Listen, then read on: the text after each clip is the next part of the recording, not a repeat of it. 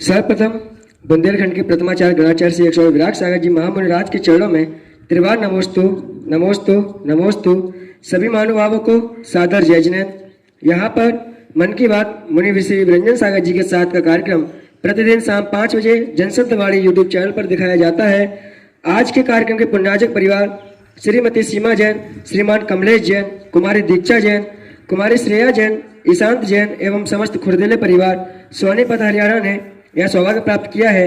इनके सौभाग्य की जनशब्दवाणी परिवार अनुमोदना करता है। कार्यक्रम को प्रारंभ करने से पहले मुनिश्री के चरणों में त्रिकाल नमोस्तु करते हुए कि हे स्वामी नमोस्तु नमोस्तु नमोस्तु। यहाँ पर सर्वप्रथम प्रश्न कमलेश जैन सोनीपत से कर रहे हैं कि हे स्वामी जैन दर्शन में शुद्ध पंचमी क्यों मनाते हैं? ओम नमः सिद्धेभ्य। देखिए, श्रुत पंचमी का पर्व एक महान पर्व है और ये पर्व जैन दर्शन में श्रुत पंचमी का पर्व बहुत बड़ा पर्व है, जिसमें कहा जाता है कि जिनमानी का एक जन्म दिवस है।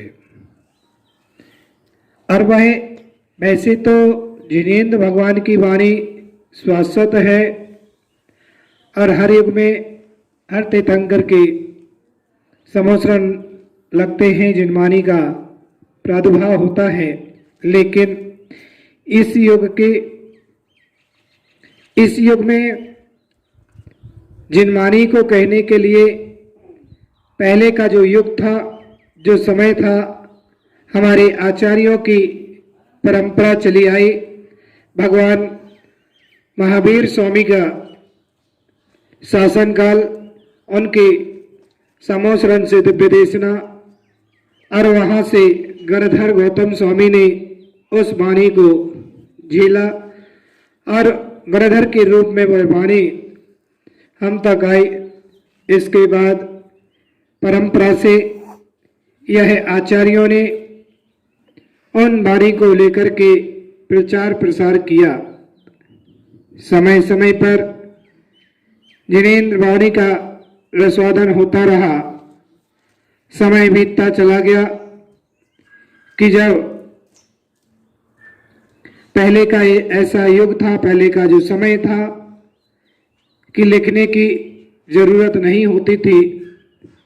पहले एक दूसरे का चर्चा कर लेते थे तो वो स्मरण में हो जाता था, याद हो जाता था और वह इतनी बुद्धि, इतना ज्ञान था कि लिखने की पहले जरूरत नहीं पड़ती थी और बस सबके दिमाग में वह वाणी रहती थी। लेकिन समय बीतता चला गया, लिखने की जरूरत नहीं रही। जब अरहत भले आचार्य महाराज गिरनार जी क्षेत्र पर थे, उनको उस समय ये चिंता हुई कि अभी तक तो जो समय निकल गया वो समय अपना समय था कि इतना विवेक, इतना ज्ञान, इतनी बुद्धि थी कि एक दूसरे को बोल करके सुना लेते थे, याद हो जाता था। लेकिन आने वाले समय में बुद्धियां मंद होती चली जाएंगी, ज्ञान मंद हो जाएगा, लोगों का इतना स्मरण नहीं रहेगा, इतना याद नहीं रहेगा। और जब तक हमारा आगम कहीं प्रमाणित नहीं है तब तक उसको प्रमाण नहीं माना जाएगा, सत्य नहीं स्वीकार किया जाएगा। इसलिए प्रमाण तो चाहिए, कोई सबूत चाहिए, क्योंकि आज हर जगह देखा जाता है तो पहले सबूत पूछा जाता है, सबूत इकट्ठा किया जाता है, तभी उस बात को सत्य स्वीकार किया जाता है। और जब तक सबूत आपके पास नहीं है, कोई आपके पास प्रमाण नहीं है, तब तक उस बात को सत्य स्वीकार नहीं किया जा सकता। अरहत बली आचार्य महाराज ने एक सम्मेलन करने का विचार बनाया और पहले का युग था कि ऐसा सम्मेलन हर 5 वर्ष में होता रहता था, जिसको युग प्रतिक्रमण कहा जाता है। और ये परंपरा हमारी प्राचीन परंपराएं हैं। पुराने आचार्य महाराज लोग हर 5 वर्ष में सभी साधु संतों को इकट्ठा बुलाते थे। युग प्रतिक्रमण 5 वर्ष का होता था। उसमें अपना चिंतन मंथन मनन किया करते थे, एक दूसरे के विचार आदान प्रदान हुआ करते थे। और ये परंपरा धीरे धीरे लुप्त होना प्रारंभ हो गई। आज पंचम काल में ये परंपराएं नहीं देखने मिल रही थी, लेकिन आचार्य भगवान गुरुदेव विराट सागर जी महाराज ने 2012 में जब जयपुर में युग प्रतिक्रमण किया और उसमें एक सम्मेलन किया, जिसमें 200 साधु वहां उपस्थित हुए। और उन 200 साधुओं के बीच में हर 5 वर्ष में सम्मेलन करने का एक गठबंधन बनाया गया। वहां पर निर्णय लिया गया और सभी साधु संतों के विचार विमर्श आदान प्रदान हुए।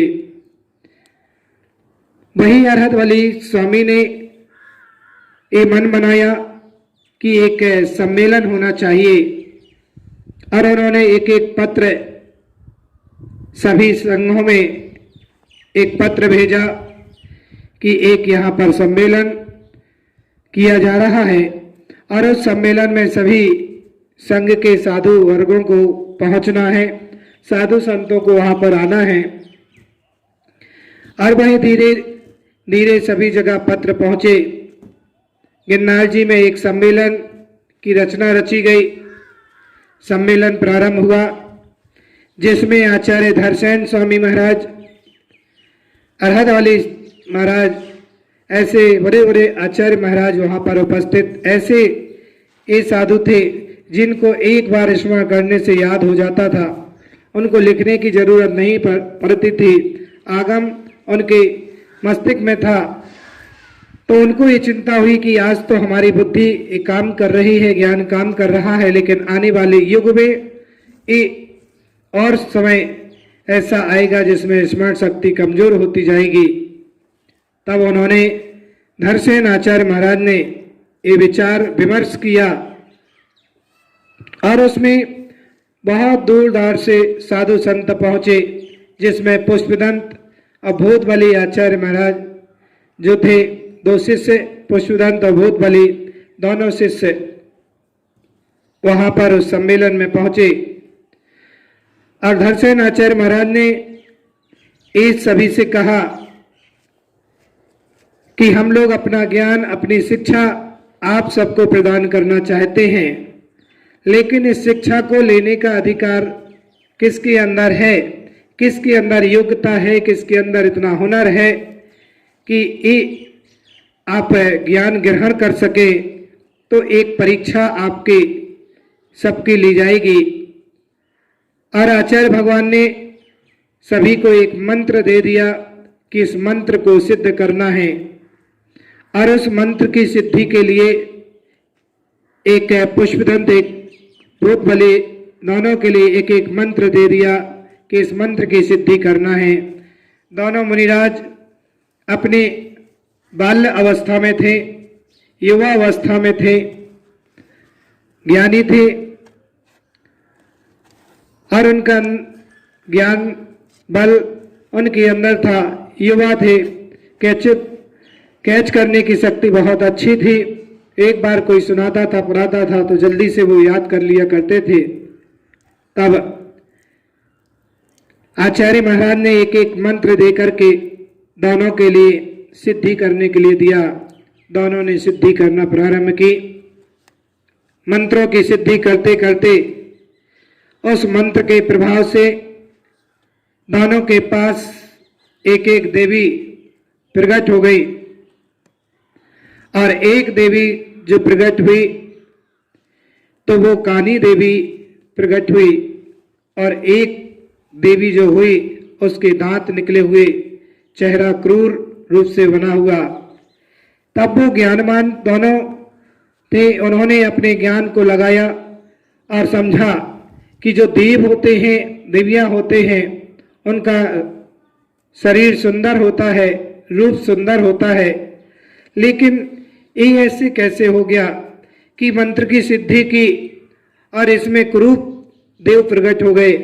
तो उन्होंने तुरंत उस मंत्र को देखा और मंत्र को देखा तो समझा जाना कि इस मंत्र में एक अक्षर बढ़ा हुआ था, एक मंत्र में एक अक्षर कम था।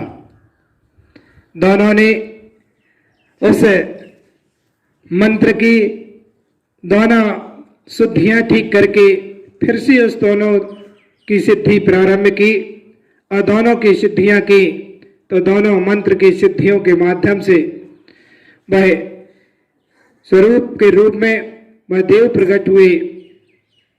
आचार्य महाराज जब इस बात को देखते हैं कि इन्होंने इस मंत्र की सही श्रद्धा सही भक्ति कर ली है और इस मंत्र को सिद्ध कर लिया है, तो आचार्य महाराज ने पता किया गया कि ये मंत्र किन्होंने सिद्ध किया।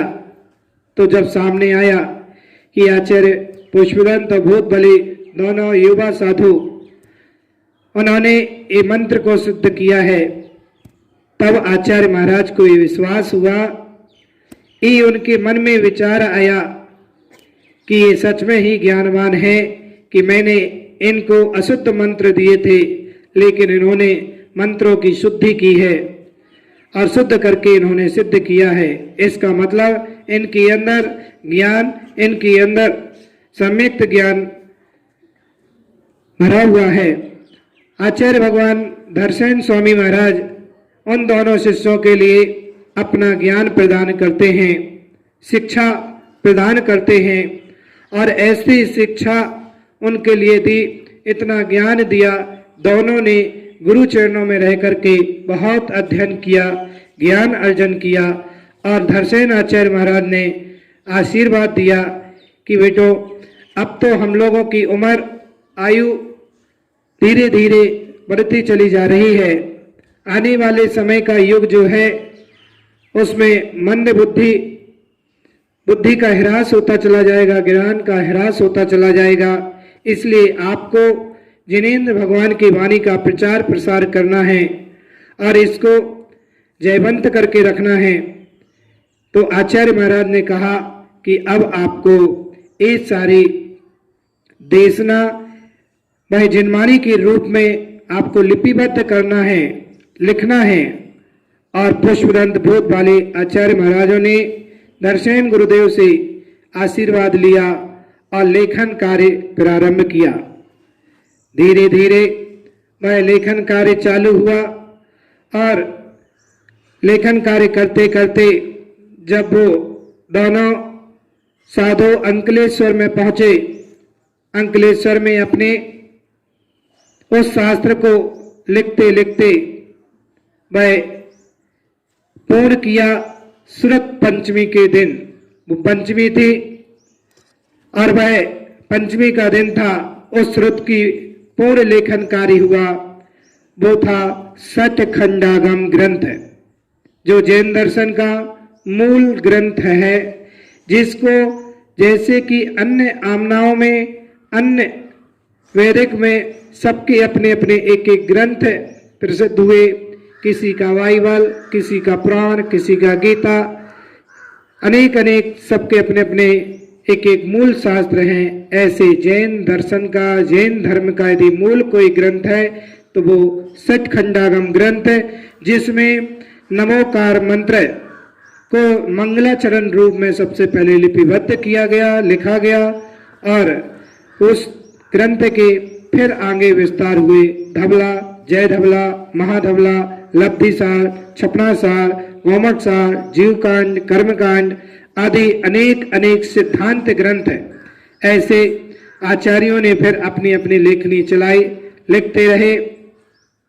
तो पुष्पदंत भूतबली आचार्य महाराज का बहुत बड़ा उपकार है जिन दर्शन पर कि जिन्होंने ऐसे अपने ज्ञान को उन्होंने शास्त्रों में लिखा और अंकलेश्वर में वह शास्त्र पूरा हुआ।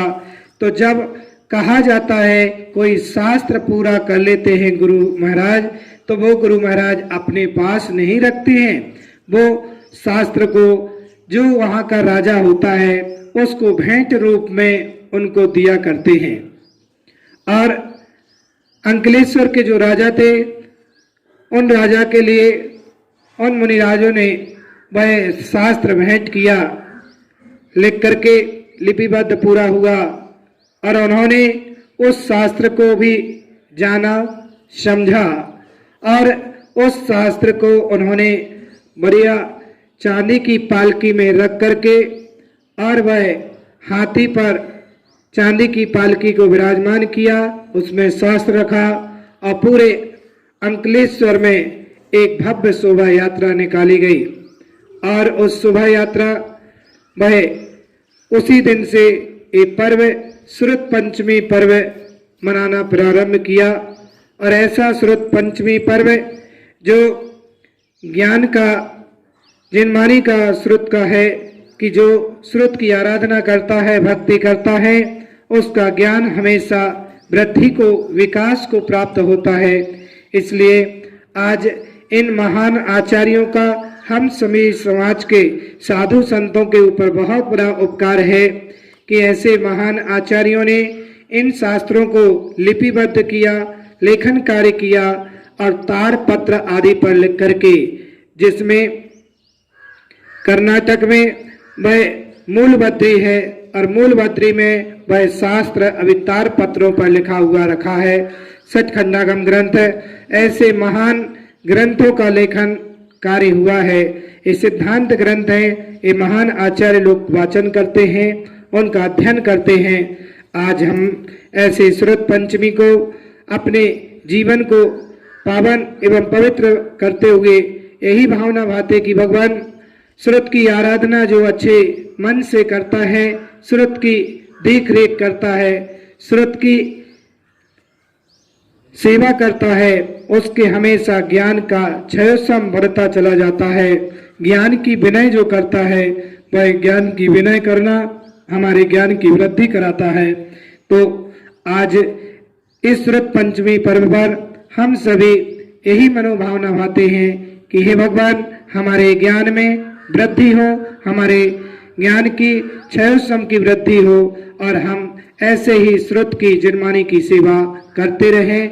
आप सभी भी जहाँ जहाँ आप भक्त लोग हैं अपने अपने मंदिरों में जिनमानी की सेवा सुश्रुत करें।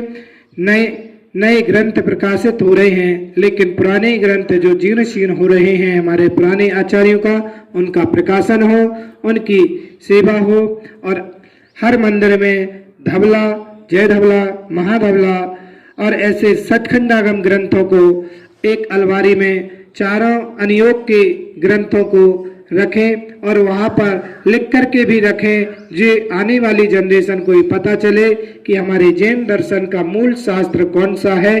तो वहाँ लिख करके रखें जैन दर्शन का मूल शास्त्र सचखंडागम, और वहाँ पर वो जिनमानी का कम से कम दर्शन होता रहे। ऐसे महान शास्त्रों का हम ऐसे पुराने आचार्य दर्शन स्वामी अरहत बली आचार्य महाराज, पुष्पदंत बहुत बली आचार्य महाराजों के बहुत बहुत कृतज्ञ हैं कि उन्होंने हम सब शिष्यों के लिए बहुत बड़ा उपकार किया, जो आज उसी का माता ज्ञानमती माता जी ने धबला जैसे ग्रंथ को और टीका करके उन्होंने सरल और सहज भाषा में प्रदान किया है आने वाली युवा पीढ़ी साधु संतों के लिए और आप सबके लिए। आप भी ऐसे संत शास्त्रों के दर्शन करें और उनकी भक्ति करें।